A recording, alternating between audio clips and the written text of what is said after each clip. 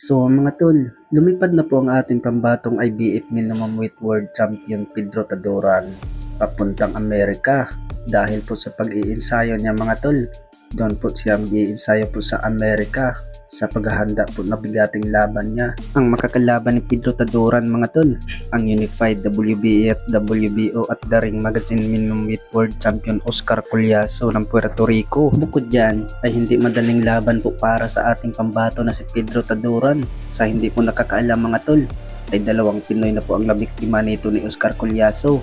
Sila ni Jason Bison at Melvin Jerusalem. Pangatlo itong si Pedro Taduran na makakalaban na Pinoy. Sa ngayon ay banat po ng karamihan mga tol na malaking potensyal na matalo ni Pedro Taduran itong si Oscar Collazo.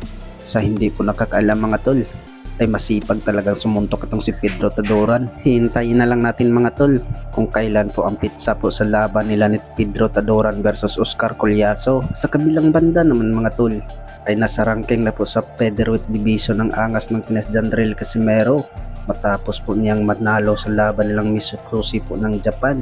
Number 13 spot po itong si Jandrel Casimero mga tol, at number 12 naman ang tumalo sa kanya na si Konosuke Kameda, at number 1 itong si Rafael Espinosa mga tol. Bukod dyan ay sa Philippine ranking box rec naman mga tol ay number 1 itong si Jandrel Casimero.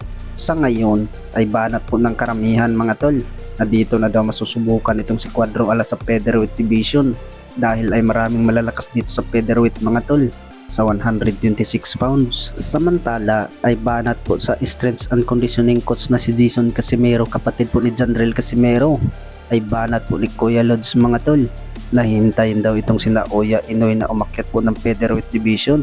Unahan na daw nila itong si Naoya Inoue